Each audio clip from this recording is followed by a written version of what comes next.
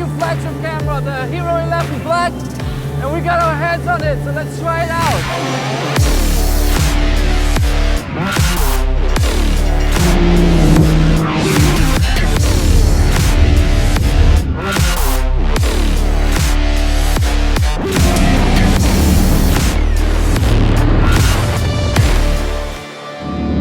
Now at the first glance you may be asking yourself what has really changed, and that is a fair question because it is practically the same body as the Hero 10, which is in my opinion a good thing because you can use your same batteries, your same mounts, your same filters and don't have to invest in new stuff. But it's also the same GP2 processor that they introduced in the Hero 10 and the same max frame rates of 5.3K at 60 frames per second and 4K 120. So what has really changed?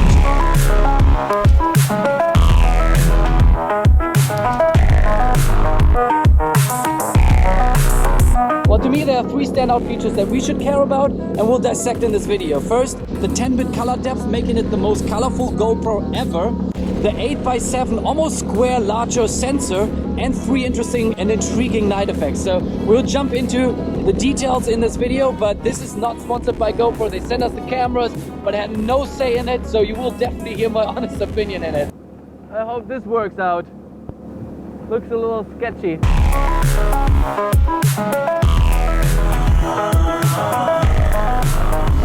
And as every GoPro, it's action and waterproof. Now all GoPros to date only had a bit depth of 8-bit and you still got these beautiful colorful images that you've seen over the past couple of years. So why should we really care about a 10-bit codec with 120 mbits of a bit rate? For that we really have to understand first what bit depth actually is. Now each image you capture, no matter if it's a still or a video, is comprised of three color channels, red, green and blue, hence RGB.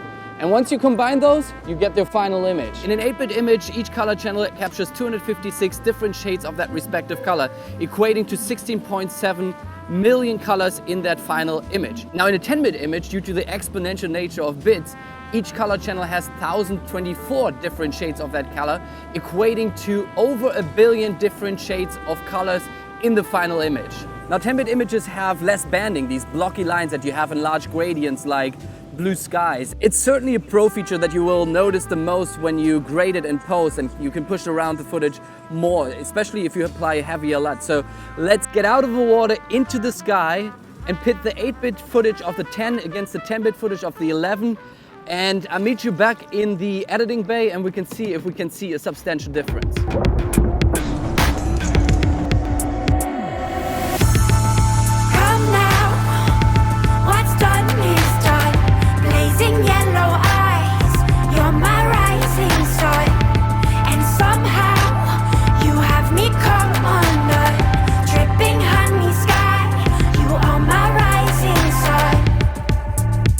That was officially epic. I mean, that heli flight, but also big shout out to Nikolai, who did all the drone FPV shots in this video. He's just insane. But now it's time to compare the footage of the 11 against the 10, possibly something you've been waiting for. So let's see how far we have to push the footage in order to make the 10-bit show. Now the first comparison that we're looking at here is a shot downtown with a large gradient sky. And I want you to pay attention in this basic color correction that we're doing. Pay attention to the left top corner. We're just gonna play it back. It's not quite obvious, right? It's not like as extreme. So if you crop in, you may notice the noise pattern a little bit in the Hero 10. Now, the next stress test is to apply a look LUT, a heavier color grade to your image. Now, this is possibly a little bit more than what I ever would do, but some people go a little bit harder, and it, I think, exemplifies what the 10-bit codec does. So this is one of the shots that we got from the helicopter ride just before we jumped on. And pay attention to the left top corner of each of the images. In the clouds, you see on the 10, the banding is extreme. Now if we crop in, you see it even better. And on the 11, the exponentially higher number of shades of colors calm down the image and make that gradient way smoother. Now, one more extreme comparison here is one clip in the helicopter So this is the normal color correction, but if we do some keying, let's say you want to change the color of the sky and you want to select some certain images, or if you do green screen, I don't know who does green screening with GoPros, but may happen. So you use maybe a chroma key here. So let's jump into that, and then it becomes even more apparent. So we're selecting here the sky, and now pay attention to the top right corner here. On the Hero 10, you see those almost like ISO lines in a map that you don't have on the 11. As we've just seen, we do see a difference between the 10-bit and 8-bit footage between the two cameras. So it is an upgrade for certain. I would argue it's still a very much of a pro feature that mostly us filmmakers are appreciating when we apply heavier LUTs. Oh, before I forget it, GoPro also announced a mini version of this camera with the exact same camera specs. It just got rid of the two screens and has a built-in battery, making it lighter and more compact. We'll get our hands on that soon, so definitely stay tuned and join the notification crew. And we gotta go. Our buddy Lee is waiting, and he has a Harley to strap this GoPro on. Alright, so while we're heading there, let's talk about the larger, almost square sensor and what implication it has on the image. It's now 1/1.9 inches in size at an 8:7 aspect ratio. Now, the horizontal pixel count and size actually stayed the same. It just grew vertically on its height, and it's now actually 16% larger than the Hero 10. Now, this has actually a couple of benefits and implications. Now, the obvious one is getting horizontal and vertical footage at the same time. With the boom of vertical video in social media, brands, clients and creators alike, we're always struggling to find the right aspect ratio to shoot in, horizontal or vertically. So with this new larger sensor, you can capture basically one clip and one photo and crop in a horizontal or vertical image in post, which is super convenient. Just keep in mind that it is super wide angle, so you need to apply some distortion in the end. Now, this whole full sensor mode is available up to 5.3K in 30 frames per second and at 4K in 60 frames per second. But I'm realizing also we're short on time, so we gotta go now. Now, the other cool feature this new larger sensor enables is 360 horizon lock. Now, this basically allows you to flip around the camera upside down with the horizon staying steady. It's actually quite crazy if you see it when you see it for the first time. But this feature was available with the max lens mod on the 9 and 10, but it's now in camera on the 11. And I think it opens up really some interesting creative opportunities, especially when you shoot it on the 11 mini, which I'm looking forward to try. But just check out this comparison between the 11 with horizon lock and then the 10 with horizon leveling. Now, I got here a little early, but that allows me to tell you that for those of you who are flying FPV drones, the 8x7 readout also works now with real steady. So all the drone footage that you've seen in this video was shot in the 8x7 readout, and also the new hyper view is possible in 5.3K at 30 frames per second. So that's what you're seeing right now. Super immersive. Also, the super view that you possibly already know is now available in 5.3K at 60 frames per second and 4K at 120. And that's what we're going to try out now on that Harley. Did you see the police coming by?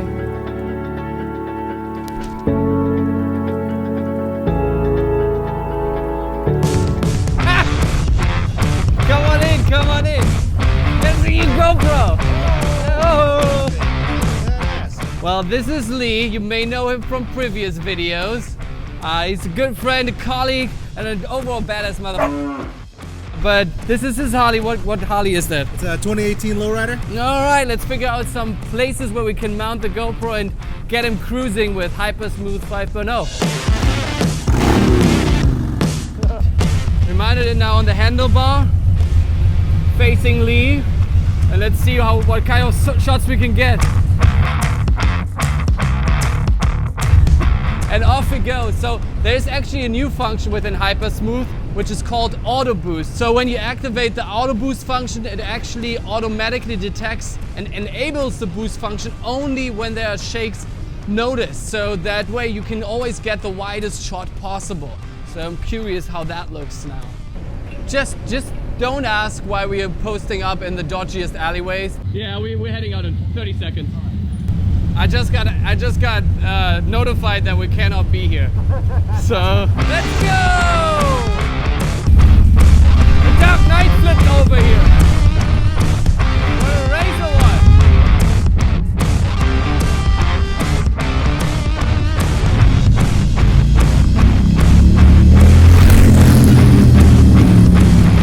The race was only to that belay sign, so I won. Let's pull over there, yeah?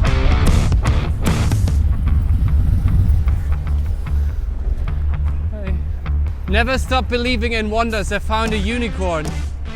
All right, we're gonna do a little side-by-side between the 11 and the 10 to see what this auto boost function actually, how much it helps you without keeping this wider field of view.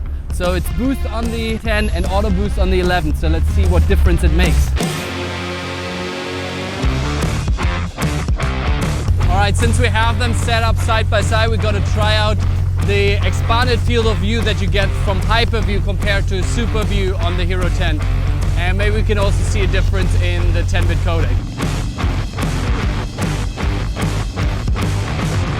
When you cross the bridge, look up to Wrigley Building, yeah?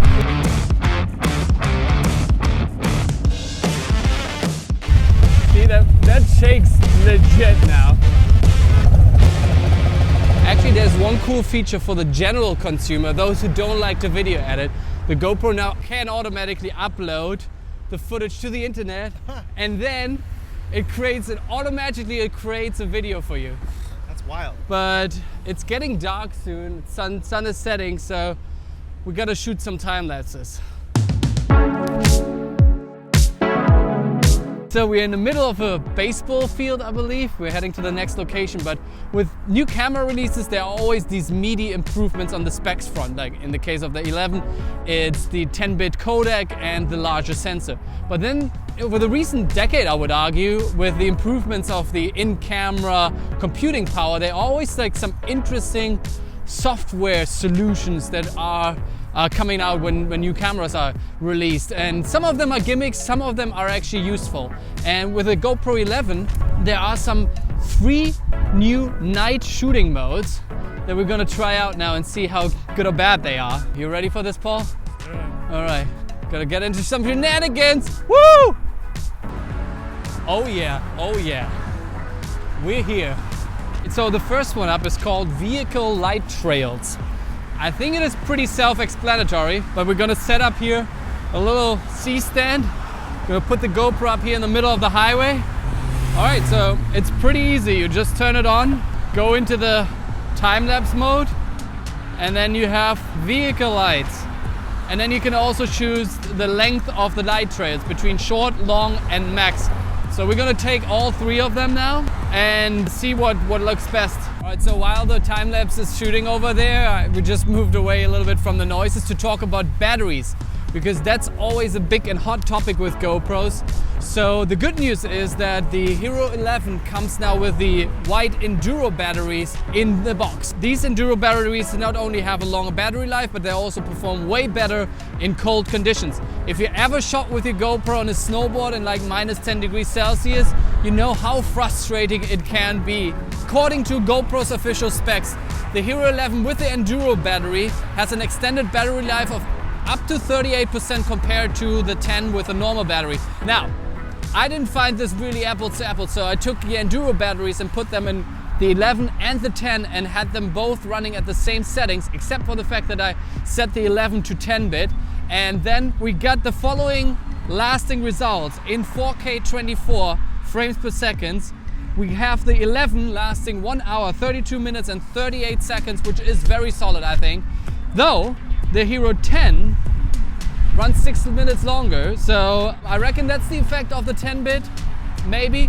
But because I was also trying out to shoot in 5.3K at 60, I accidentally also did an overheating test, because rather than running out of battery, both cameras overheated, and the 10 overheated after 23 minutes and 16 seconds, while the 11 overheated a little earlier at 19 minutes and 56 seconds. So certainly not as bad as some of the Sony, or actually, what is it, the R5? The R5 always overheated, right?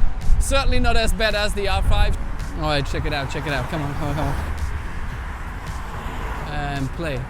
Ooh. That looks sick, right? All right, so between short, long, and max, I prefer something either between short and long. Max, the lights just stay constantly there, so between the two, I think I prefer short so far in this kind of highway situation, but it also depends. You just gotta have to try it out and see what works best for any particular situation. So next one up is the light painting, and it is exactly what it sounds like. It basically uses a long exposure and possibly the same technology and software processing that the light trails do to use a light source as a paintbrush, and then you just go around. Put the camera all the way up here on this shitty rigged version of a C-stand and an extension pole. All right, Paul, you're in charge of the pink light now. Got it. I'm gonna switch this over to blue. All right, so let's check it out. It's always a little bit of a surprise game, processing the reflection.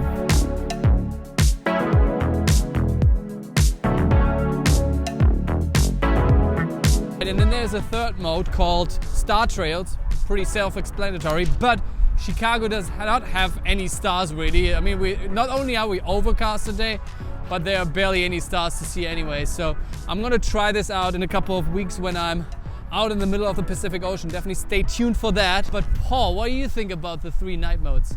Just a quick soundbite here. Yeah, the night modes, you can do some pretty cool stuff with it. Pairing it with like LED, got some pretty cool results earlier. I like how the light kind of just like lingers on the screen. It's kind of like you're getting a long exposure photo, but then it's kind of like turns into a video and it fades out. So definitely pretty cool. Paul's impressed. All right, now I'm in an Odessa concert. Time to check out the low light capabilities of the Hero 11. Let's see it.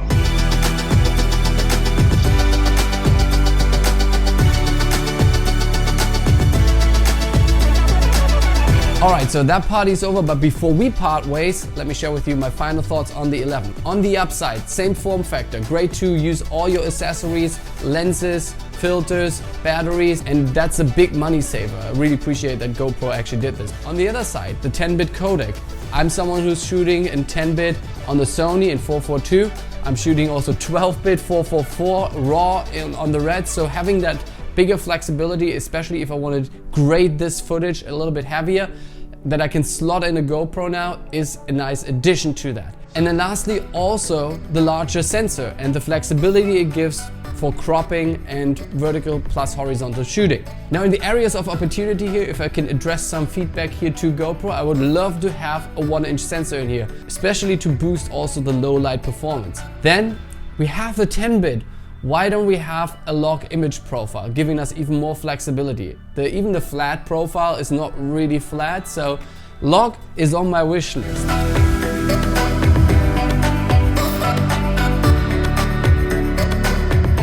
All right, now I want to hear from you. Are you going to upgrade to the Hero 11?